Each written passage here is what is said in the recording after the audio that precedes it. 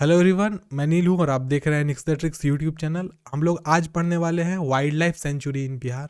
देखो, वैसे बिहार में तो वैसे बहुत ज़्यादा वन है नहीं, लेकिन फिर भी जितने भी वन हैं हमारे, हम उसी को ही कवर करेंगे आज की क्लास में। और उससे रिलेटेड जो भी इंपॉर्टेंट फैक्ट्स होता है उसको हम लोग देखने की कोशिश करेंगे। आपसे एक छोटी सी रिक्वेस्ट है, वीडियो शुरू करने से पहले मैं कहना चाहूँगा कि अगर आप फर्स्ट टाइम हमारे चैनल पे आ रहे हो तो प्लीज़ चैनल को आप सब्सक्राइब कर देना, और रीविजिटर हो तो वीडियो लाइक करके जरूर जाइएगा।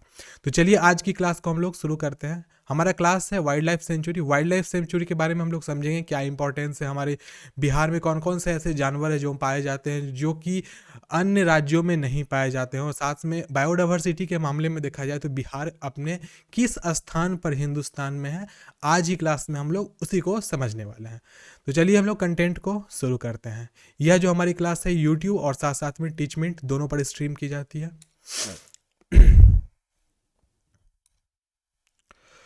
देखिए, सबसे पहले हम लोग देखते हैं इको सेंसिटिव जोन। हम लोग समझते हैं सबसे पहला हमारा जो इम्पोर्टेंट पॉइंट है कि इको सेंसिटिव जोन होता क्या है। देखिए, हमारे बिहार में इको डाइवर्सिटी ज़्यादा है नहीं। कहने का अर्थ ये कि अगर आप बिहार को ढंग से देखिएगा तो बिहार के उत्तरी साइड में और दक्षिणी साइड में गंगा नदी बिहार को दो इक्वल पार्ट में डिवाइड करती है।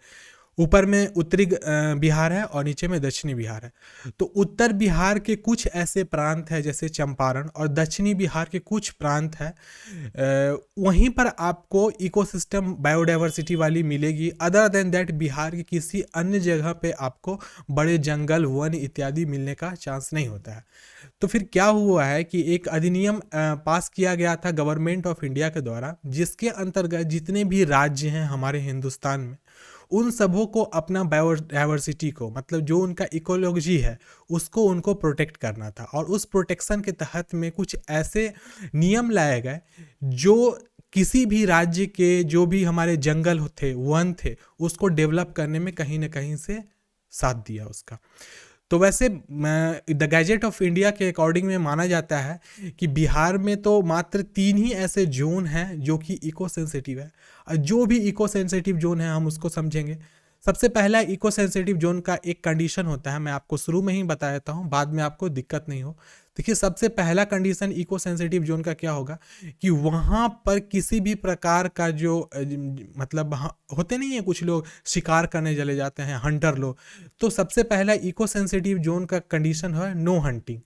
मतलब कि आपको हंटिंग वहाँ पे निषेध है, हाँ, संपूर्ण रूप से।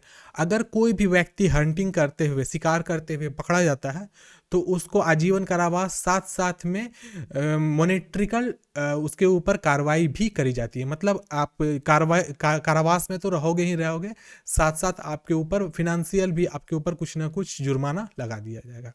दूसरा कंडीशन क्या है इको सेंसिटिव जोन का, कि सबसे पहले उसका जो एरिया होना चाहिए वह किसी भी शहर से दूर होना चाहिए। मतलब कंडीशन क्या है, फार फ्रॉम सिटी, मतलब शहर से दूर, फार फ्रॉम सिटी, उसको शहर से दूर होना चाहिए। और थर्ड और सबसे मोस्ट क्या होना चाहिए कि वहाँ पर जो भी इको सेंसिटिव जोन होगा उस जगह पे किसी भी प्रकार का आपको इंडस्ट्री नहीं होना चाहिए। नो इंडस्ट्री, मतलब जो भी जोन है हमारे बिहार में इको सेंसिटिव, वहाँ पे इंडस्ट्री आपको एकदम नहीं मिलेंगे। और अगर बाय द वे ऐसा कंडीशन होता भी है कि वहाँ इंडस्ट्री बनाना है तो सरकार उस चीज़ को, अपना नियम को बदलती है और कहीं और जगह पे इंडस्ट्री को लगाती है। तो 3 ऐसा कंटेंट है जो कि हमारे बिहार के इकोसिस्टम को प्रोटेक्ट करने में कहीं ना कहीं से मदद देता है। फिर उसके बाद नेक्स्ट आती है पॉल्यूशन और डिग्रेडेशन ऑफ क्या चीज, नेचर। होता क्या है कि जो भी इको सेंसिटिव जोन होते हैं वहाँ पे अगर इंडस्ट्रियलाइज्ड कर दिया जाए तो बड़े बड़े कल कारखाना से बहुत प्रकार के दूषित पदार्थ और साथ साथ में गैस, और वहाँ से बहुत सारे वेस्ट प्रोडक्ट भी निकलते हैं जो कि जितने भी जानवर होते हैं जंगल में रहने वाले उनके लिए कहीं ना कहीं से वो खतरनाक साबित होता है। इसीलिए जो भी इको सेंसिटिव जोन होता है उसके लिए कुछ नियमावली लागू किए गए हैं। देखो, गैजेट का नोटिफिकेशन क्या था, इस चीज़ को जब पारित किया गया था तो extend and boundaries of eco sensitive zone या फिर zonal master plan of eco sensitive zone. अब इसके तहत ये है कि eco sensitive zone said been an extent of 2 kilometers to 5 kilometers around the boundary. देखो यह नियम को जब पारित किया गया था उस समय में कुछ hard and fast rule Bihar में नहीं लागू थे, लेकिन जैसे ही gazette of Bihar, gazette of India मतलब भारत का राजपत्र जब लागू किया गया, तो उसमें कहना ये था कि जैसे कि आप देख लीजिए हमारा चंपारण का एक छोटा सा जगह है जहाँ पे हमारा जंगल है, ये हमारा जंगल है, तो इसके आसपास में रेडियस बना के, रेडियस आप लोग जानते होंगे, रेडियस बना के कितना, कम से कम 2 किलोमीटर, ध्यान रखिए कितने किलोमीटर का, कम से कम 2 किलोमीटर और ज़्यादा से ज़्यादा 5 किलोमीटर, मतलब 5 किलोमीटर के रेडियस में एक बाउंड्री बनाना अनिवार्य है। ये 5 किलोमीटर का बाउंड्री था और ये बनाना अनिवार्य था किस चीज़ के लिए, कि इस एरिया में न किसी प्रकार का घर रहेगा, न किसी प्रकार का इंडस्ट्री होगा, या फिर आदमी का आना जाना इस एरिया में बैन हो जाएगा, इनडायरेक्ट वे में देखा जाए तो। क्यों? क्योंकि जो भी हमारे प्रोटेक्टेड एरिया में, इको सेंसिटिव जोन में जो भी जानवर वगैरह होते हैं, वो आपको पता होना, जानवर को तो पता नहीं होता है बाउंड्री क्या है क्या नहीं है, तो वो लोग क्या होता है कि ये फॉरेस्ट है, इमेजिन करो ये फॉरेस्ट है, तो यहाँ से बाहर निकल के वो इधर उधर घूमने चले जाते हैं, तो वो एक जोन बना रहेगा, तो वो भी अपने जोन के अंदर में सीमित रहेंगे। नहीं तो इससे कहीं ना कहीं से हो सकता है मनुष्य का और साथ साथ में जानवर का, दोनों का नुकसान हो जाए। तो समझ सकते हैं इको सेंसिटिव जोन किसको कहा जाता है। तो ऐसा एरिया जिसमें आपको किसी भी प्रकार का मनुष्य का आना जाना गैर कानूनी हो, उसको इको सेंसिटिव जोन कहा जाता है। वह बिहार में, कम से, बिहार में नहीं, वो पूरे हिंदुस्तान के हर जगह लागू होता है, कम से कम 2 किलोमीटर और ज़्यादा से ज़्यादा 5 किलोमीटर के बाउंड्री में। तो इसके लिए कुछ नियमावली है, उसको हम लोग यहाँ पर स्लाइड के जरिए समझते हैं। क्या कहा है यहाँ पे कि बिहार राज्य सरकार द्वारा वन जीव जंतु, पक्षी व पर्यावरण के संरक्षण के लिए 13 क्षेत्रों को पर्यावरणीय संवेदनशील क्षेत्र घोषित किया गया है। बहुत इंपॉर्टेंट पॉइंट है, इसको समझिएगा। यहीं से एमसीक्यू बनना हमारा शुरू हो गया है कि बिहार में कुल कितने इको सेंसिटिव जोन है। तो बिहार में कुल मिलाकर 13 ऐसा क्षेत्र है जो इको सेंसिटिव है, और इस इको सेंसिटिव जोन को गैजेट ऑफ इंडिया के द्वारा पेश किया गया था। पर्यावरण संवेदनशील क्षेत्र, जिसको इको सेंसिटिव जोन भी कहा जाता है, के अंतर्गत वन प्राणी अभ्यारण्य के सीमा से 2 किलोमीटर तक का वन क्षेत्र शामिल किया गया है। तो हमने इसी चीज़ को भी तुरंत बताया, देखो कम से कम 2 किलोमीटर कहता है, मैक्सिमम यह 5 किलोमीटर तक जाता है, इस बात को आपको पता होना चाहिए। तो इको सेंस, जैसे ये हमारा इको सेंसिटिव जोन है, तो यहाँ के आसपास भी तो जंगल होंगे ना, ऐसा तो नहीं ना कि घर के बाउंड्री बना दिए और इतना ही दूर में जंगल होगा, ऐसा नहीं होता है, थोड़ा दूर दूर तक भी जंगल होता है। तो उस जंगल में ना पूरा का पूरा प्रोटेक्शन रहता है, किस चीज़ को, वाइल्ड लाइफ को एक इनडायरेक्ट वे में प्रोटेक्शन दिया जाता है। अब इसके इंग्लिश में भी हम पढ़ते रहते हैं, कुछ बच्चे इंग्लिश है उनके लिए। For the protection of wildlife, birds and environment, 13 areas have been declared as forest eco sensitive zone by Bihar state government. Under the eco sensitive zone, a forest area up to 2 kilometer from the boundaries of the wildlife sanctuary has been included. फिर से बता देता हूँ, number of कितने zone है जो बिहार में eco sensitive है, 13 है। बिहार में वर्तमान समय में 1 राष्ट्रीय उद्यान और 12 वन जीवन अभ्यारण्य है।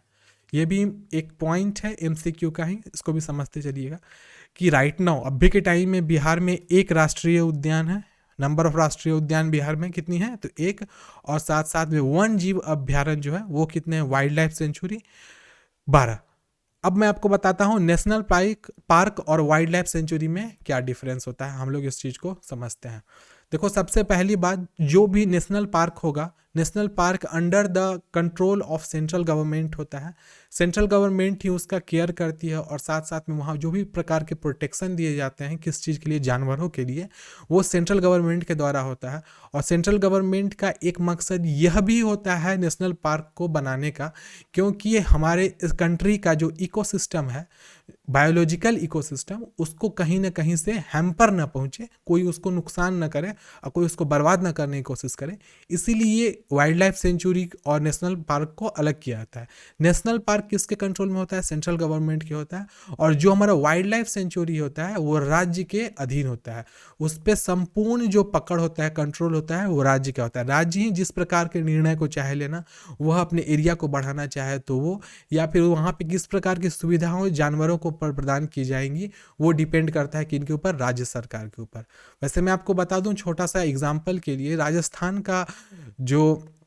राजस्थान में जितने भी आपको अभ्यारण्य मिलेंगे, उसमें कुछ अभ्यारण्य ऐसे हैं जो कि स्टेट गवर्नमेंट के कंट्रोल है, और वहाँ पर वाटर का जो व्यवस्था होती है वो सेंट्रल गवर्नमेंट नहीं करती है, बल्कि वहाँ पर जो स्टेट गवर्नमेंट है वो करती है। यहाँ पे कहा क्या गया है, वाल्मीकि राष्ट्रीय उद्यान। अब देखिए नाम क्या है, कौन सा है जो बिहार में राष्ट्रीय उद्यान है, उसका नाम है वाल्मीकि राष्ट्रीय उद्यान। बिहार का एकमात्र राष्ट्रीय उद्यान है जो पश्चिम चंपारण में स्थित है। इसकी स्थापना 1989 में हुई थी। तो बिहार में बच्चों पता रखिएगा आप लोग, एक ही राष्ट्रीय उद्यान है कि देखो इंग्लिश में कह रहे हैं इसको क्या, presently there are 1 national park and 12 wildlife sanctuaries in Bihar. Valmiki national park is the only national park in Bihar. Bihar में सिर्फ एक नेशनल पार्क है और उसका नाम है हमारा क्या, वाल्मीकि नेशनल पार्क, जो कि कहाँ स्थित है, वेस्टर्न चंपारण है। वेस्टर्न चंपारण किस साइड में हमारा हो गया, ऊपर वाले साइड में हो गया, नॉर्थ बिहार में हो गया, सबसे टिप पे। कहाँ पे, किस जगह पे, तो जो नेपाल है हमारा, और नेपाल उत्तर प्रदेश और बिहार का एक बॉर्डर है ऊपर में, वहाँ पर है। Was established in the year 1989। और इसकी स्थापना कब करी गई थी हमारी वाल्मीकि नेशनल पार्क की, तो 1989 में करी गई थी। तो यहाँ तक आपने बात को समझा। नेक्स्ट है हमारा आता है इंपॉर्टेंट, हम लोग वाल्मीकि नेशनल पार्क को ही थोड़ा सा देखते हैं। यहाँ की कुछ फोटोज़ है जो आप देखो, आपको फील होगा कि किस प्रकार का है, क्यों उसको ज़्यादा इंपॉर्टेंस दिया जाता है, और ये जो नेशनल पार्क है, नेशनल पार्क क्यों है। देखिए यहाँ पे कुछ फोटोज़ हैं, कुछ प्राइवेट फ़ोटोज़ को भी मैंने यहाँ पे मेंशन कर दिया है, समझिएगा इसको। सबसे पहले हम लोग मैप में देखते हैं कि बिहार में किस एरिया में वाल्मीकि नेशनल पार्क है, ये भी ज़्यादा इंपॉर्टेंट होता है। देखिए वाल्मीकि नेशनल पार्क को 2 भाग में डिवाइड किया गया है बच्चों। एक है वाल्मीकि टाइगर रिजर्व और एक है Valmiki national park. Valmiki national, आप इस ध्यान से देखिएगा यहाँ पर इस चीज़ को मेंशन किस प्रकार से किया है, इसको समझने की कोशिश करना। देखो नेशनल पार्क का जो एरिया है वो छोटा है, देख रहे हैं जो डार्क ग्रीन से है वो नेशनल पार्क का एरिया है, और ये एरिया हमारा छोटा है। और छोटा एरिया है इसलिए सेंट्रल गवर्नमेंट इस पर ना पूरा अपना कंट्रोल रखी हुई है।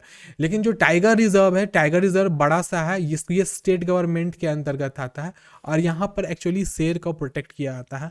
आपको पता होना चाहिए शेर बहुत ही इंपॉर्टेंट हमारे इंडिया का एक पशु है, और ये हिंदुस्तान में ही नहीं बल्कि यहाँ दूसरे कंट्री में भी ये फेमस है। क्यों? क्योंकि इंडियन जो टाइगर्स होते हैं, इंडियन टाइगर होते हैं, वो अन्य कंट्री के टाइगर से थोड़े डिफरेंट होते हैं। और रॉयल बंगाल टाइगर जिसको आप लोग जानते हो, वेस्ट बंगाल में पाया जाता है वो। तो रॉयल बंगाल टाइगर कहीं ना कहीं से देखा जाए तो और भी ज़्यादा फेमस होता है, क्योंकि उसके ऊपर के जो लाइनिंग्स होते हैं वो अन्य टाइगर से डिफरेंट होते हैं, और वो ज़्यादा खूबसूरती, और उसके ऊपर का जो कोट होता है ना, कोट मतलब जो उसका स्किन होता है जिसपे उसके फेदर्स है, वो बहुत ही बेहतरीन होता है, इसलिए रॉयल बंगाल टाइगर ज़्यादा फेमस माना जाता है।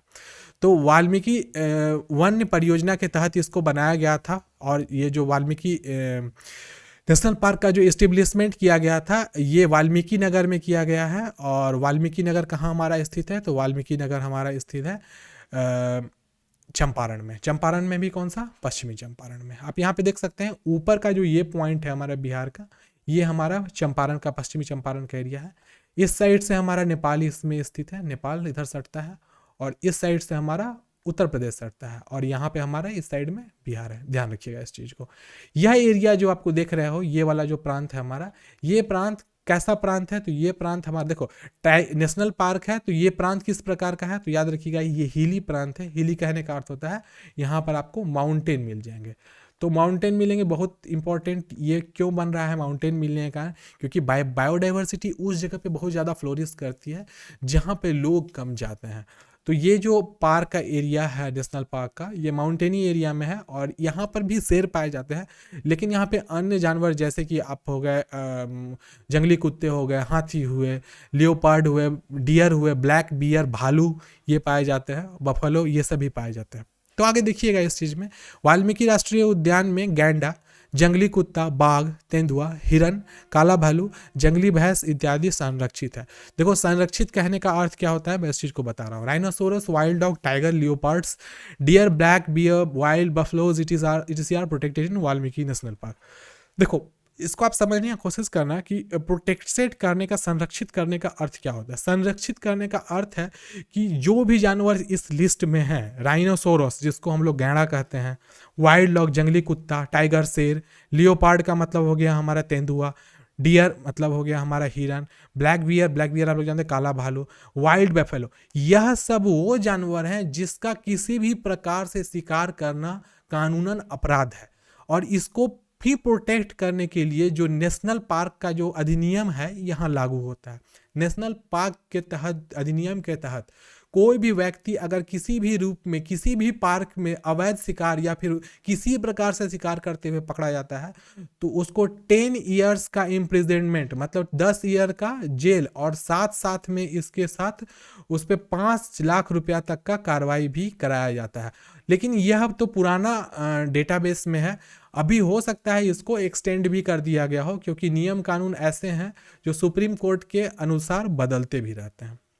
तो हमने देख लिया कि कहाँ पर है माउंटेन एरिया, किस प्रकार से है वाल्मीकि टाइगर रिजर्व का। हम लोग यहाँ पे नीचे वाले मैप में समझ सकते हैं कि यहाँ पे रेलवे भी किस एरिया से पार करती है। तो आप देख सकते हैं ये हमारा रेलवे का है, ये रेलवे ज़्यादा अंदर तक नहीं गई है चंपारण के एरिया में, नरकटियागंज, रामनगर और बाघा, यही हमारा रेलवे का एरिया है। और फिर फॉरेस्ट रोड देख रहे हो, जो ग्रीन कलर की रोड्स आप देख सकते हो ये वाले बच्चे, ये हमारा ग्रीन वाला रोड है, ये फॉरेस्ट का रोड है जो कि नेशनल पार्क के अंतर्गत अंदर में जाता है। और ये टूरिस्ट लॉज जहाँ पर भी आपको ये ब्लैक दिख रहा है, ये वाल्मीकि नगर में टूरिस्ट लॉज है हमारा। और उसके बाद फॉरेस्ट रेंट हाउस कहाँ पे है,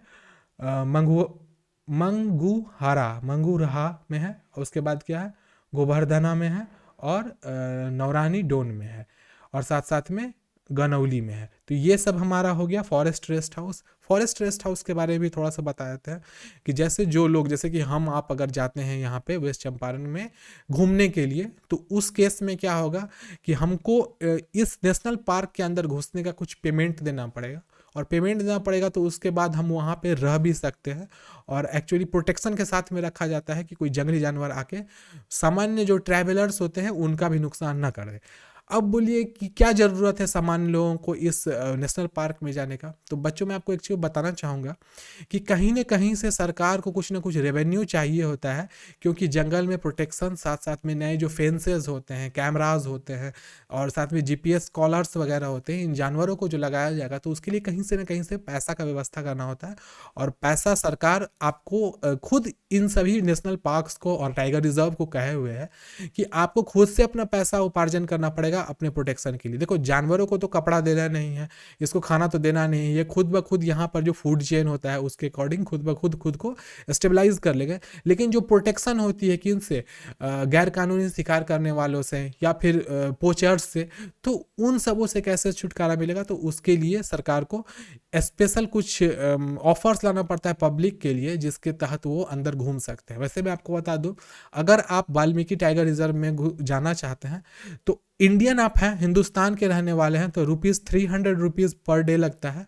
और अगर आप दूसरे कंट्री के हैं तो आपको 4600 अ डे लगता है। मतलब अगर आप दूसरे कंट्री से आते हैं तो ₹4600 आपको देना पड़ेगा, और अगर हिंदुस्तान के हैं तो आपको करीब करीब $5 के करीब देना पड़ता है। और आप ये देख लीजिएगा $5 और $100 के करीब का डिफरेंस होता है टोटल दोनों का, आप इस बात को ध्यान में रखिएगा। देख सकते हैं पब्लिक लोग जो पब्लिक्स होते हैं वो भी जाते हैं टाइगर रिजर्व में घूमने के लिए। अलग अलग प्रमंडलों में बटा हुआ है, 1 2 3 4 5 6 6 प्रमंडल है टोटल हमारे कहाँ पर, वाल्मीकि टाइगर रिजर्व में। आप देख सकते हो यहाँ पे हाथी पाए जाते हैं, और हाथी के साथ साथ टाइगर भी पाए जाते हैं। हम लोग नेक्स्ट देखते हैं इस कैटेगरी में वाल्मीकि राष्ट्रीय उद्यान। अब ये टाइगर रिजर्व के बारे में कुछ स्पेशल कंटेंट है जिसको आप लोग समझने की कोशिश कीजिएगा।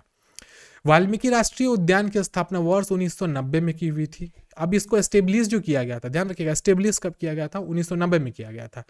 इसका जो इसको एस्टेब्लिश करने का जो नियम लाया गया था वो 1989 में लाया गया था, लेकिन इसको एस्टेब्लिश जो किया गया था 1990 में किया गया था। वाल्मीकि नगर बेतिया से करीब 100 किलोमीटर की दूरी पर स्थित है, जो कि पश्चिम चंपारण जिले के सबसे उत्तर भाग में नेपाल की सीमा पर स्थित है। ये किस जगह पे है, तो बेतिया में है, ध्यान रखिएगा। वाल्मीकि राष्ट्रीय उद्यान उत्तर में नेपाल के रॉयल चितवन नेशनल पार्क और पश्चिम में हिमालय पर्वत की गंडक से घिरा हुआ है। तो एक इंपॉर्टेंट क्वेश्चन यहाँ पर फिर से बन गया कि रॉयल चितवन नेशनल पार्क कहाँ है, तो रॉयल चितवन नेशनल पार्क बच्चों नेपाल में है, ध्यान रखिएगा। यह 898.45 वर्ग किलोमीटर के क्षेत्र में फैला हुआ है। यहाँ पर आप बाघ, स्लॉथ बियर, भेड़िया, हिरन, सीरो, चीता, अजगर, पिफोल, चीतल, सांभर, नीलगाय, चीता, हाइना, भारतीय सीवेट, जंगली बिल्लियाँ, हॉग डियर, जंगली कुत्ते, बंदर, एक सींग वाले राइनोसोरस तथा भारतीय भैंसा को देख सकते हैं। तो बाद वाल्मीकि टाइगर रिजर्व एक्चुअली इसी चीज़ के लिए फेमस है। देखो यहाँ पे नेशनल पार्क भी है, तो नेशनल पार्क तो अंडर कंट्रोल है सेंट्रल गवर्नमेंट के, लेकिन जो टाइगर रिजर्व है जो शेर के लिए स्पेशल बना हुआ है, यह सेंट्रल गवर्नमेंट के अंतर्गत नहीं आता है, ये आता है राज्य गवर्नमेंट के अंतर्गत। और इसको स्थापना 1990 में करी गई थी। 89 में इसका प्लान को लाया गया था और 90 में इसको एस्टेब्लिश कराया गया था। विभिन्न प्रकार के अन्य अन्य यहाँ पे जीव पाए जाते हैं। साथ में ये बात है कि वाल्मीकि टाइगर रिजर्व नेपाल के किस टाइगर रिजर्व से सटा हुआ है, तो नेपाल के रॉयल चितवन नेशनल पार्क से सटा हुआ है। तो नेशनल पार्क समझ सकते हो, एक तरफ से नेशनल पार्क है और दूसरी तरफ से हमारा इंडिया का टाइगर रिजर्व है। तो ये भी बहुत आसान सा था, आप इसको शायद समझ गए होंगे। नेक्स्ट है बच्चों हमारा Gautam Buddha national wild life sanctuary. ये नेशनल पार्क नहीं है, बिहार में सिर्फ एक ही नेशनल पार्क है, लेकिन हमारे यहाँ जो वाइल्ड लाइफ सेंचुरी है वो उसकी संख्या ज़्यादा है, मतलब वो 13 की संख्या में है। देखो इसमें क्या कहा गया है, ध्यान दीजिएगा, ये कहाँ पर स्थित है, तो हिंदुस्तान में ये रहा बिहार हमारा, और बिहार का कौन सा एरिया देख लीजिएगा, ये नीचे वाला एरिया है जो झारखंड से सटा हुआ है। यहाँ पे आपको देखो हमारा जो वाल्मीकि टाइगर रिजर्व है वो इस जगह पे है, और जो हमारा Gautam Buddha wild life sanctuary है वो झारखंड के पास है, नीचे वाले एरिया में। इसके बारे में क्या कहा गया देखिए, गौतम बुद्ध वन जीव अभ्यारण्य गया में स्थित है। बच्चों ये स्थित किस जगह पे है, तो ये गया में स्थित है, जिसमें तेंदुआ, हिरन, चीता, सांभर, चीतल आदि पाए जाते हैं। Gautam Buddha wild life sanctuary is located in गया, इन विच लेओपार्ड, डियर, चीता, सांबल इथिसी आ फाउंड। तो आप देख सकते हो ये हमारा जो Gautam Buddha wild life sanctuary का जो बाउंड्री है, आप इस बाउंड्री को देखिएगा, बड़ा सा बाउंड्री है। अब यहाँ पे क्या है, ये एंटेलोप 1 एंटेलोप 2 क्या है मैं आपको बता देता हूँ, कोई भी चीज़ छूटना नहीं चाहिए जो भी स्लाइड में दी हुई है। देखो ये पैलेट कलेक्शन साइट है। पैलेट कलेक्शन साइट का मतलब क्या होता है, देखो कोई भी वाइल्ड लाइफ सेंचुरी होता है उसको प्रोटेक्ट करने के लिए और उसको चलाने के लिए ना कुछ ऐसे साइट्स बनाए जाते हैं जहाँ पर से आपको एंट्री मिलेगी इस एरिया की। आप ऐसा नहीं कि किसी दूसरी तरफ से एंट्री कर जाओगे, नहीं, वो सब प्रोटेक्टेड एरिया। गलती से भी इधर से घुसते पकड़े जाइएगा तो जाइएगा जेल डायरेक्ट, और साथ साथ में जानवर अगर पकड़ लिया तब तो और बड़ी समस्या हो सकती है। तो इसका जो पैलेट कलेक्शन साइट है वो इस एरिया में एस्टेब्लिश किया हुआ है, ध्यान रखना है इस चीज़ को। और इसके बारे में एक और छोटी सी बात बता देता हूँ कि यह जो वाइल्ड लाइफ सेंचुरी है Gautam Buddha wild life sanctuary one जीव अभ्यारण्य, यह हमारा पहले पूरे के पूरे बिहार में ही था, लेकिन जब 2000 में बिहार डिवाइड हो गया झारखंड के साथ, तो आधा पार्ट हमारा चला गया किसके अंतर्गत में, झारखंड में चला गया, और आधा ही पार्ट हमारे गया के पार्ट में है। ध्यान रखना इस चीज़ को, आधा आधा डिवाइड हो चुका है। यहाँ पर जो जानवर पाए जाते हैं, चीता है, साथ में नीलगाय है। नीलगाय वैसे मैं आपको बताता हूँ, नीलगाय आप इस वाले जो जानवर को देख रहे हैं, ये एक्चुअली काव होती नहीं है, इसको नीलगाय कहा जाता है। कहीं से भी ये नीली कलर की भी नहीं होती है, ये थोड़ा टर्कीस टाइप की होती है, मतलब डार्क ब्लू कह सकते हो उसको। और ये आपको आपके घर के आसपास के भी जो खेत होते हैं उसमें आपको दिख जाएगी। देखा जाए तो एक तरीके से अभी से 5-6 साल पहले की बात है कि इसको मार दिया जाता था किनके द्वारा, तो फार्मर्स के द्वारा, क्योंकि फार्मर्स का ये मानना था कि ये कहीं ना कहीं से हमारे खेत को नुकसान करते हैं। फिर क्या हुआ कि सरकार ने एक अधिनियम पास किया कि जो भी व्यक्ति नीलगाय को मारता हुआ पकड़ा जाएगा, यह सरकारी संपत्ति है, ध्यान रखिएगा, सरकारी संपत्ति और धरोहर है, और किसी प्रकार से ये इकोसिस्टम को कंट्रोल करती है। अब देखिए सारे का सारे बिहार में तो आपको यहाँ पे ये जो डियर वगैरह है उतना ज़्यादा है नहीं, तो यही सब जानवर को ये जो तेंदुआ वगैरह होते हैं, शेर वगैरह होते हैं, खाते हैं। तो आप खुद से तो सारे का सारा आप नीलगाय को मार ही दोगे तो तेंदुआ क्या खाएगा, तेंदुआ तो फिर खाना की तलाश में जंगल छोड़ के आ जाएगा विलेज में, और विलेज में आ गया तब तो बहुत बड़ी समस्या हो जाएगी। सजदा कह रही हैं कि यह सर देखे है, तो अगर आप बाई द वे अपने लाइफ में नीलगाय को देखे हुए आंख से, तो you are really lucky one, because ये जल्दी दिखती भी नहीं है और इनकी रफ्तार न बहुत तेज होती है। ये लेओपार्ड से भी तेज भागती है, और लेकिन ये लंबे समय तक भागती है। लेओपार्ड वगैरह जो जानवर होते हैं, शेर, लेओपार्ड, टाइगर, ये सब ज़्यादा देर तक तेज नहीं दौड़ सकते, लेकिन ये सब जो जानवर है जैसे डियर हुआ, ये सब हुआ, ये सब बहुत तेज तक देखे हुए। और ये कहीं बहुत सारा देखे हैं, चलिए अच्छी बात है, बहुत सारा देखे हुए हैं। हमारे खेतों में बहुत सा है सर। हाँ, खेत में ही ये मैक्सिमम पाए जाते हैं। एक्चुअली इन लोग भी ना जो भी हम लोग फल सब्जी वगैरह लगाते हैं उसको खाने के लिए चले जाते हैं, ध्यान रखिएगा। चलिए हम लोग नेक्स्ट स्लाइड को देखते हैं। नेक्स्ट है हमारा विक्रमशिला गैंगेई डॉल्फिन अभ्यारण्य, विक्रमशिला गैंगेटिक डॉल्फिन सेंचुरी। अब ये सिचुएशन कहाँ है, तो ये हमारा विक्रमशिला का जो एरिया है उसमें है। ये जो सिस्टम, और हाँ पहले आपको मैं एक चीज़ बता देता हूँ, विक्रमशिला गैंगेटिक सेंचुरी जो है ये कहाँ पर स्थित है, तो ये बिहार के इस वाले प्रांत में है। यह 3 अलग अलग जगहों को एक साथ जोड़ता है। सबसे पहला क्या है, कहलगांव, भागलपुर और सुल्तानगंज। यह 3 एरिया, ये भागलपुर इधर वाला भागलपुर है, ध्यान रखिएगा, दूसरा नाम वाला भागल। ये कोसी नदी जहाँ पर मिलती है, ध्यान ये देखना, कोसी नदी का जहाँ पे मिलन स्थल है किसके साथ में, गंगा नदी के साथ में, वहीं पर विक्रमशिला गैंगेटिक डॉल्फिन सेंचुरी है। गैंगेटिक डॉल्फिन सेंचुरी में जो 2005 के टाइम, 2005 नहीं 2015 के टाइम में एक सर्वे किया गया था, जिसके तहत प्राप्त जानकारी यह मिली कि हमारे बिहार में 240 से 500 के बीच में डॉल्फिन्स हैं। वैसे मैं छोटा सा एक करंट भी आपको बता देता हूँ कि डॉल्फिन का जो संरक्षण केंद्र है यह पटना में एस्टेब्लिश किया गया है बच्चों। और पटना का जो गंगा गाय घाट का एरिया है, गाय घाट हुआ, फिर गंगा घाट जो आगे तक जाता है पश्चिम के तरफ तक, उसमें देखा गया है इस चीज़ को कि वहाँ अप्रॉक्स कितना, मैं 30 या 25 से 30, सॉरी 30 नहीं 25 से 30 के बीच में वहाँ पर आपको गैंगेटिक डॉल्फिन देखी गई है।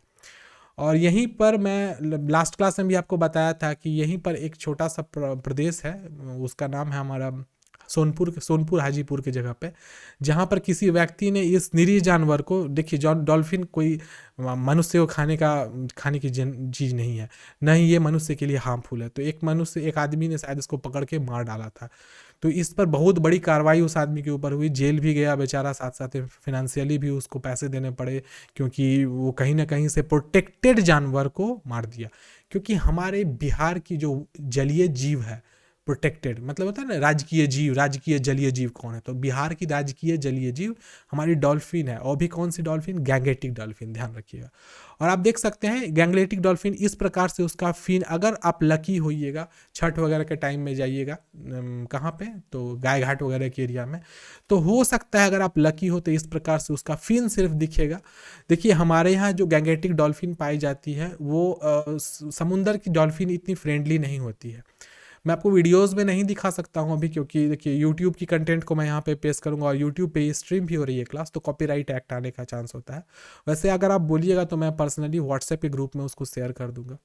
एक्चुअली जो समुंदर में पाई जाने वाली डॉल्फिन्स होती है वो बहुत ज़्यादा फ्रेंडली होती है, और फ्रेंडली होने का मकसद ये भी होता है कि उसको आदमी से डर नहीं लगता, और आदमी भी उसको हार्म नहीं करता है, क्योंकि वो कहीं ना कहीं से भी मनुष्य के लिए हार्मफुल नहीं है।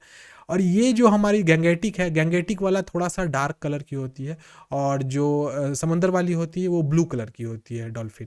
तो ये जो है डॉल्फिन है ये कहीं से भी हार्मफुल नहीं है, और ये हमारा खाना भी नहीं है। और लेकिन अगर लोग खाने लगे तो कुछ नहीं कहा जा सकता है। मनुष्य फूड चेन में सबसे टॉप में आता है, उसका बस चले तो शेर को भी खा सकता है, आदमी को भी खा सकता है। तो भैया ये डॉल्फिन क्या चीज़ है। वैसे ही इसी चीज़ के लिए, इसको प्रोटेक्ट करने के लिए स्पेशल एक्ट्स लाया गया, और साथ साथ में बिहार में राजकीय जलीय जीव के रूप में डॉल्फिन को बनाया गया। अब मैं आपको बताता हूँ विक्रमशिला गैंगेटिक डॉल्फिन में आप देखें सी ऑटर, इसे कहते हैं सी ऑटर। अब ऑटर को हिंदी में क्या कहते हैं बच्चों मुझे नहीं पता है, वैसे मैं बताता हूँ, ये सी उदबिलाव, सॉरी हाँ आ गया, ऑटर को हिंदी में उदबिलाव कहा जाता है। और यही जो विक्रमशिला गैंगेटिक डॉल्फिन सेंचुरी है, यहाँ पर उदबिलाव को भी प्रोटेक्ट करने के लिए कुछ नियम वगैरह लाए गए हैं, क्योंकि उदबिलाव एक तरीके से जो वाटर का इकोसिस्टम होता है, वाटर का इकोसिस्टम मतलब क्या, आप देख रहे हो यहीं पर गंगा नदी भी बह रही है और कोसी नदी भी। तो जो ये ऑटर्स होते हैं ये कोसी नदी में पाए जाते हैं। ऑटर्स एक उस प्रकार का जीव होता है जो पानी के नीचे अपना घर बनाता है। पानी के नीचे, हम कहने का अर्थ हुआ कि जस्ट इमेजिन कि ये एक नदी है, आप इसको समझिएगा बच्चों। तो ये क्या करेगा कि नदी के ऊपर से एक मतलब इधर ऐसे करके रख देगा क्या चीज़, तो झाड़ वगैरह पेड़ पौधे को ला के रख देगा। और इसको अगर घर अंदर मतलब बच्चे वगैरह पैदा करना होता है तो पानी में से जाके इस जो झाड़ रखा है उसके नीचे में वो अपना घर बसाता है, क्योंकि बस किस चीज़ क्योंकि उसको खुद को प्रोटेक्ट करना होता है। तो आप समझ सकते हो सी ऑटर और साथ साथ में डॉल्फिन दोनों हमारे विक्रमशिला गैंगेटिक डॉल्फिन सेंचुरी में पाए जाते हैं। और ये हुआ प्रांत है भागलपुर, सुल्तानगंज और कहलगांव का, जहां पर यह मैक्सिमम में देखे गए हुए हैं। नेक्स्ट है हमारा भीम बांध वाइल्ड लाइफ सेंचुरी मुंगेर। मैं भीम बांध के बारे में बच्चों थोड़ा सा बता देता हूं कि भीम बांध वाइल्ड लाइफ सेंचुरी जो है ये हमारा मुंगेर में स्थित है। और आप देख सकते हो इंडिया के मैप में ये हमारा बिहार हो गया, कलर चेंज कर लेता हूं मैं, ये बिहार का हमारा पोजीशन है। और बिहार में कौन सा है, गया कहीं थोड़ा सा ऊपर, मुंगेर का जो एरिया है यहाँ पे आपका भीम बांध वाइल्ड लाइफ सेंचुरी है। और यहाँ पर पाए क्या क्या जाते हैं, तो सांभर, जंगली सुअर, तेंदुआ, भालू, भेड़िया, नीलगाय, बंदर, लंगूर इत्यादि यहाँ पे संरक्षित हैं। संरक्षित करने का मतलब समझ सकते हो आप, यहाँ पे जाकर घूम फिर सकते हो, देख सकते हो, लेकिन किसी प्रकार का भी शिकार करना यहाँ पे अवैध माना जाता है। तो ये कौन सा एरिया हुआ, देखिएगा ध्यान से।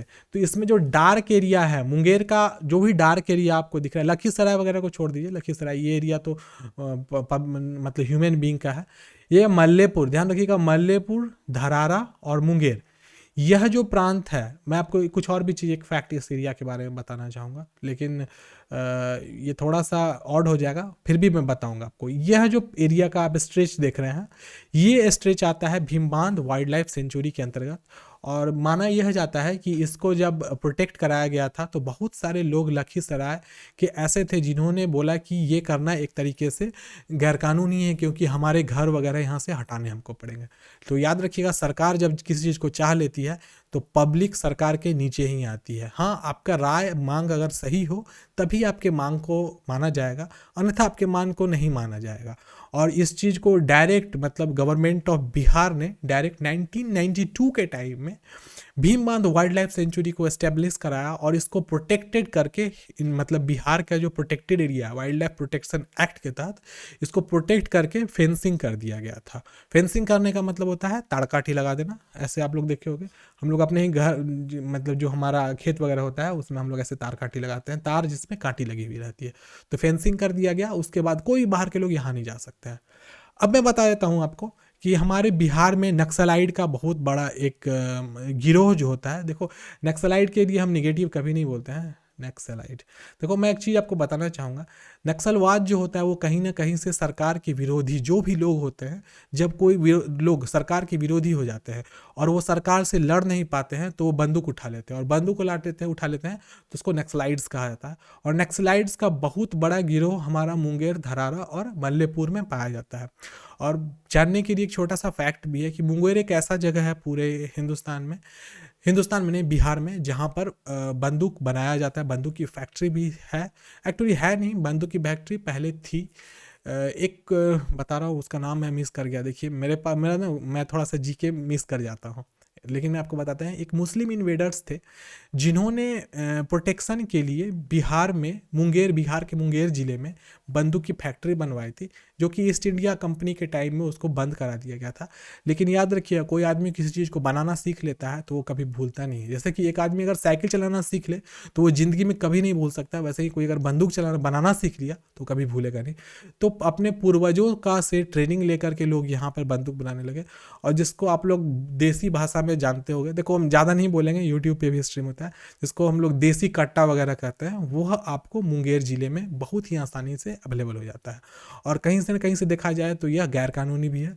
गैरकानूनी चीज़ को हम कभी भी प्रमोट नहीं करते हैं और उसके बारे में ज़्यादा टिक्का टिप्पणी नहीं करते हैं। तो चलिए हम लोग यहाँ पे थोड़ा फोटोज़ से समझ लेते हैं। थोड़ा सा ये इंटरेस्टिंग है, जितनी फोटोज़ मैंने लगाए हैं बस इसलिए क्योंकि आपको इंटरेस्टिंग टॉपिक थोड़ा लगते रहे। तो हमारा जो भीम बांध वाइल्ड लाइफ सेंचुरी जो मुंगेर में स्थित है, वहाँ पर एकदम, अरे हाँ रजनी, सही कहीं, मीर कासिम, थैंक यू रजनी। देखो, बच्चे लोग को कभी अगर बाय द वे बताया होऊंगा मैं तो आप लोग भी याद रखते हो, थैंक यू इस चीज़ के लिए। हाँ, मीर कासिम ही वो थे, मुस्लिम इन्वेडर थे जिन्होंने मुंगेर में बंदूक का कारखाना बनवाया था, और उन्होंने ही शुरुआत की थी प्रोटेक्शन के लिए, सिविल प्रोटेक्शन के लिए उन्होंने की थी। ठीक है, थैंक यू रजनी आपको इस जवाब के लिए, really I appreciate my students. देखो यहाँ पे देख सकते हैं एक मतलब मैन मेड यहाँ पे तालाब बना दिया गया है, और यहाँ पे लोग आते हैं और यहाँ पर आकर के लोग मज़े करते हैं। आप देख सकते हो यहाँ पे बहुत पूरी फैमिली आती है। यहाँ पे देखो पिकनिक वगैरह मनाया जा रहा है। एक नहीं दो तालाब है यहाँ पे। अब 2 तालाब में मैं आपको बता देता हूँ। यहाँ पे ग्रीन कलर से आप देख रहे हो, मैं इस जगह पे गया हुआ हूँ, मैं आपको बता देता हूँ। तो ये ग्रीन कलर से एक बाउंड्री बनाया हुआ है कि इस साइड में सिर्फ फीमेल, देखो इधर साइड में ना फीमेल लोग नहा सकती हैं, क्योंकि हमारा बिहार उतना ज़्यादा डेवलप नहीं है बच्चों की मेल और फीमेल एक ही जगह जा करके नहा सके। तो इसी चीज़ को देखते हुए जितनी भी माँ बहन होती है उनके लिए और भाई लोग होते हैं उनके लिए हमारे गांव में भी अलग अलग घाट को डिवाइड कर दिया था कि फलां घाट है वहाँ पे फीमेल्स ही नहाएंगी, बच्चे नहाएंगे, और फलां घाट पे मेल्स ही नहाएंगे। तो यहाँ पे आप देख सकते हो, यहाँ पर एक बैरिकेड नहीं, ग्रीन कलर का एक बाउंड्री बना दिया गया है कि इस तरफ में मेल नहाएंगे और इस तरफ में फीमेल नहाएंगे। आप देख सकते हो इधर में फीमेल वगैरह खड़ी भी है।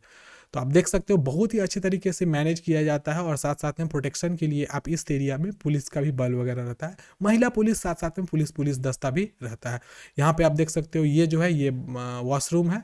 एक्चुअली वॉशरूम नहीं है कि जो लोग यहाँ पे नहाते हैं और कपड़े वगैरह बदलना हो तो उनको कहाँ से, उनके लिए भी तो कुछ व्यवस्था होना चाहिए। तो यहाँ पे उसी चीज़ को बनाया गया है। यहाँ पे बहुत अच्छी मधुबनी पेंटिंग भी की गई है बच्चों, अगर आपको शायद दिख रहा हो तो ठीक है, नहीं तो मैं बताता हूँ यहाँ बहुत अच्छी मधुबनी पेंटिंग की हुई है। और यहाँ पे नहाना फ्री नहीं होता है, मैं आपको बताता हूँ। जैसे ही हम लोग वाइल्ड लाइफ सेंचुरी में हम लोग एंट्री करते हैं ना, तो वहाँ पे जो पेमेंट हम लोग देते हैं, उसी पेमेंट के बाद इस सब जगह की सर्विसेज लेने का हम लोगों को दिया जाता है चांस। अदर देन दैट अगर आप इसमें डायरेक्ट चाहोगे ना तो घुस ही नहीं पाओगे इन वाइल्ड लाइफ सेंचुरी में, क्योंकि यहाँ पे टाइम और टाइम स्टैम्प के साथ साथ में आपको टिकट भी दिया जाता है कितनी देर रहना है कितनी देर नहीं रहना है। अब बताता हूँ वाइल्ड लाइफ सेंचुरी जो भीम बांध है वो फेमस क्यों है। तो यहाँ पे ब्लैक पैंथर को देखा गया, आप ध्यान रखिएगा। और ब्लैक पैंथर के बारे में कहा जाता है कि पूरे के पूरे बिहार में सिर्फ यही एक जगह है जहाँ पे काले तेंदुए पाए जाते हैं। देख सकते हो कुछ प्राइवेट फोटोज को ही मैंने लिया है। भीम बांध पारिस्थितिक पर्यटन केंद्र, यहाँ पर इस प्रकार की गाड़ी से लोगों को ट्रैवल कराया जाता है। सब लोग इसमें बैठते हैं पूरा एकदम दूरबीन वगैरह ले करके और घूमते फिरते रहते हैं। और ये कहाँ पे स्थित है, तो हवेली खड़गपुर मुंगेर डिस्ट्रिक्ट में स्थित है। आप इसको याद रखिएगा। ठीक है बच्चों, हम लोग नेक्स्ट वाली स्लाइड को देखते हैं। नेक्स्ट स्लाइड है wild life protected areas in Bihar. देखो कौन कौन सा ऐसा एरिया हमारे बिहार का है जो कि वाइल्ड लाइफ प्रोटेक्शन के अंतर्गत आता है। ये वाला लास्ट स्लाइड हमारा होगा बच्चों, और इसके बाद इससे रिलेटेड जो इंपॉर्टेंट क्वेश्चंस होंगे उसकी हम लोग क्लास बाद में करेंगे। वैसे मैं आपको इस मैप के जरिए बता देता हूँ, इस मैप से करीब करीब 2 से 3 क्वेश्चन इंपॉर्टेंट बन जाएगा। आप इस चीज़ को जानो, 2 क्वेश्चन बनने की गारंटी है इससे। देखो सबसे पहला कि हमारे बिहार में, मैं आपसे, आप लोगों को तो अभी तो पढ़ा ही पता ही होगा, हमारे बिहार में एक ही नेशनल पार्क है और उसका नाम है कौन सा, तो वो हमारा नेशनल पार्क पश्चिम चंपारण में है वो नेशनल पार्क, ध्यान में रखिएगा। लेकिन उसके साथ साथ 13 ठो हमारे और भी वाइल्ड लाइफ सेंचुरीज भी हैं। तो सबसे बड़ा वाल्मीकि नगर का है, वाल्मीकि नगर वाल्मीकि नगर नेशनल पार्क है, जो हमारा कहाँ पे स्थित है, तो पश्चिम चंपारण में है, ध्यान में रखिएगा। उसके बाद हमारा नेक्स्ट हमारा आ जाता है यहाँ पर वैशाली के पास में। आप ये जो देख रहे हैं वैशाली, यहाँ पे आप देखोगे यहाँ पे बरेला नाम से होगा, हाँ, बरेला झील पक्षी अभ्यारण्य, ये वैशाली में है। बरेला झील पक्षी अभ्यारण्य क्यों फेमस है मैं बताता हूँ, क्योंकि हमारे बिहार में कुछ ऐसे जगह है जो बर्ड सेंचुरी के लिए नॉमिनेट किए गए थे और उसको बाद में राज्य सरकार ने मंजूरी भी दे दी कि उन सभी जगहों को बर्ड सेंचुरी के रूप में बना दिया जाता। तो वैशाली में हमारा कौन सा है, तो बरेला पक्षी अभ्यारण्य है। अब बता देता हूँ यहीं पर एक जगह है जो बरेला झील है, मैं बता देता हूँ। बरेला झील एक्चुअली मैन मेड नहीं, प्रकृति के द्वारा बनाई हुई झील है और ये गोखुरनुमा है, ध्यान रखिएगा। ये किस नुमा है, गोखुरनुमा है। सॉरी मैं फोटो नहीं यहाँ पे डाल सका, मैं फोटो अगर मिल जाती मुझे तो मैं डाल देता।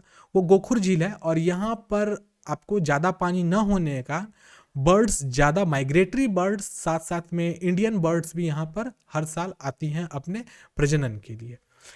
नेक्स्ट है हमारा तीसरा नंबर भीम बांध वाइल्ड लाइफ सेंचुरी। भीम बांध वाइल्ड लाइफ सेंचुरी कहाँ पे है, वे तो मैंने आपको बताया। तो भीम बांध वाइल्ड लाइफ सेंचुरी कितना नंबर है हमारा, 3 नंबर है। देखो बच्चों ये हमारा गया में स्थित है, ध्यान में रखिएगा। गया में वो भीम बांध ये वाला प्रांत में, ठीक है।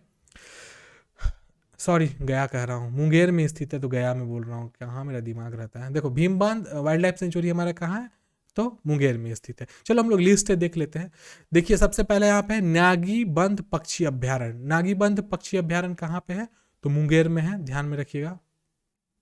मुंगेर हमारा कहाँ पर है, तो यहाँ पे पड़ता है, ये जगह हमारा मुंगेर का है। उसके बाद नेक्स्ट है हमारा नकटी बांध पक्षी अभ्यारण्य, ये भी हमारा जमुई में ही है। नकटी बांध ये भी इसी के आसपास में होगा, ये इसी एरिया में है। उसके बाद है वाल्मीकि नगर जीव अभ्यारण्य पश्चिम चंपारण, आप देख सकते हो यहाँ पे पश्चिमी चंपारण वाला है। फिर वाल्मीकि नगर उद्यान, देखो पश्चिम चंपारण का उद्यान और साथ साथ में नेशनल पार्क, वो दोनों आपको हम बताए थे। नेशनल पार्क हमारा छोटा है और उद्यान हमारा बड़ा है। उसके बाद है वाल्मीकि नगर टाइगर रिजर्व, ये देखो वाल्मीकि नगर जीव अभ्यारण्य पूरा है, और उसके बाद जो राष्ट्रीय उद्यान है और टाइगर रिजर्व है ये। उसके बाद देखो मैं आपको इसको, आप कंफ्यूजन में नहीं चला, 3-4 पॉइंट इसको मैं आपको फिर से क्लियर कर देता हूँ।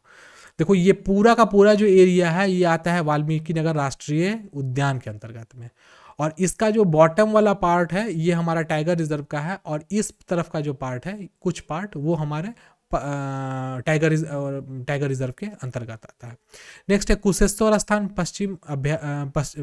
कुशेश्वर स्थान पक्षी अभ्यारण्य, ये कहाँ है हमारा, तो दरभंगा में। आप देख सकते हैं कुशेश्वर स्थान कहाँ पे है, तो ये इस एरिया का जो हमारा पार्ट है यहाँ पे कुशेश्वर स्थान आपको मिलेगा, और वहाँ पे क्या है तो पक्षी अभ्यारण्य है। नेक्स्ट है गौतम बुद्ध वन जीव अभ्यारण्य गया में है, ये जो एरिया है यहाँ पे गौतम बुद्ध वन जीव अभ्यारण्य है। अब इसके बारे में आपको बताता हूँ गौतम बुद्ध के नाम पे क्यों पड़ा है, क्योंकि यहाँ पर गया, आपको पता है गया फेमस है किस चीज़ के लिए, तिलकुट के लिए और साथ साथ में बुद्ध के लिए, ठीक है। तो गौतम बुद्ध पश्चिम बुद्ध वन जीव अभ्यारण्य यहीं स्थित है। नेक्स्ट हमारा भीम बांध वन जीव अभ्यारण्य, ये कहाँ है, मुंगेर में है, ध्यान रखिएगा मुंगेर ये वाला एरिया में भीम बांध है यहाँ पे। उसके बाद नेक्स्ट है विक्रमशिला गैंगेटिक डॉल्फिन आश्रय भागलपुर, तो ये हमारा भागलपुर का एरिया है, और यहीं पर हमारा गैंगेटिक डॉल्फिन आश्रयणी है। ये क्यों है, क्योंकि ऊपर से आती है इस साइड से हमारी कौन सी नदी, तो कोसी नदी आती है, और यहाँ से इस तरफ से हमारी बहती है कौन सी, गंगा। तो गंगा और कोसी का जहाँ पर मिलन होता है उसके पीछे का एरिया को प्रोटेक्टेड कर दिया गया है भागलपुर में। देखो वैसे भागलपुर पूरा प्रोटेक्टेड नहीं है, लेकिन उसका जो पीछे का एरिया है जो वेस्ट बंगाल से सटता है उसको प्रोटेक्ट कर दिया गया है, और वहीं पर हमारा इसको विक्रमशिला गैंगेटिक डॉल्फिन आश्रयणी को बनाया गया है। वैसे फिर से आपको बता देता हूँ कि पटना में डॉल्फिन एक्सपेरिमेंटल केंद्र भी खोला गया है। उसके बाद है उदयपुर वन जीव अभ्यारण्य, कहाँ है, तो पश्चिम चंपारण है। पश्चिम चंपारण का ये वाला एरिया, ये जो एरिया है यहाँ पे उदयपुर वन जीव अभ्यारण्य है। देखो हम जितने भी अभ्यारण्य है ना सबको क्लियर कर देंगे। देखो नागी से लेकर के कैमूर का जितना है ना A to Z के लिए हम अलग से नेक्स्ट जो इसका पार्ट आएगा ना बच्चों इस वाली वीडियो का, उसमें हर को हम लोग एक एक करके बताते हैं कौन से माइग्रेटरी बर्ड आते हैं, किसको कब लागू किया गया था, किस अधिनियम के लागू किया था, वो सब भी हम लोग अगले वाली वीडियो में कर लेंगे। उसके बाद क्या राजगीर या पंत वन जीव अभ्यारण्य, ये कहाँ है, नालंदा में है, ध्यान रखिएगा ये रहा नालंदा हमारा, यहाँ पर हमारा राजगीर या पंत वन जीव अभ्यारण्य। बरेला झील पक्षी अभ्यारण्य कहाँ है, तो वैशाली में है, वैशाली हमारा ये वाला है, बरेला इस एरिया में है। नेक्स्ट है कैमूर वन प्राणी आश्रय, कैमूर और रोहतास, और कैमूर और रोहतास का जो बॉर्डर है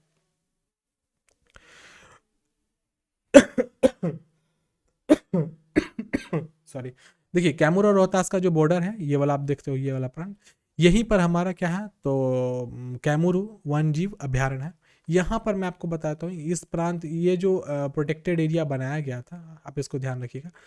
माना जाता है भविष्य में ये कहा जा रहा है कि नया जो हमारे बिहार में नया जो वाइल्ड लाइफ सेंचुरी बनेगा, जो कि नेशनल मतलब कि नेशनल लेवल का होगा, उसको इसी एरिया में बनाने का प्लान बन रहा है, और ये प्लानिंग में है। अभी भविष्य में क्या होगा क्या नहीं होगा वो मुझे नहीं पता, लेकिन ये प्लानिंग में है। आशा करते हैं कि 10 साल के अंदर में, देखो ये फटाक से तो नहीं होगा, तो 10 ईयर्स के काल में यह जो एरिया हमारा कैमूर का है इसको भी प्रोटेक्टेड कर दिया जाएगा, और यहाँ पर भी नेशनल सेंचुरी बनाया जाएगा, क्योंकि वो ज़रूरी है किसी न कहीं से हमारे बिहार के बायोडाइवर्सिटी के लिए।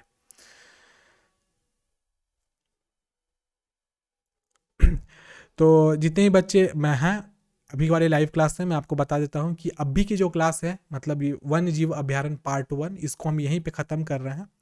इसका जो नेक्स्ट पार्ट होगा उसको नेक्स्ट वाले क्लास में हम लोग ऐड करेंगे, जिसके अंतर्गत हम लोग जितने भी 13 हमारे इंपॉर्टेंट वाइल्ड लाइफ सेंचुरीज़ हैं, अभ्यारण्य हैं बिहार में, उसको हम लोग एक एक करके समझेंगे, और वहाँ पे किस प्रकार की बायोडाइवर्सिटी पाई जाती है उसको भी हम लोग क्लियर करेंगे। तो यूट्यूब में जो लोग देख रहे हैं आज के लिए इतना ही, हम लोग नेक्स्ट डे नए कंटेंट के साथ मिलते हैं, तब तक के लिए bye bye, take care and stay blessed.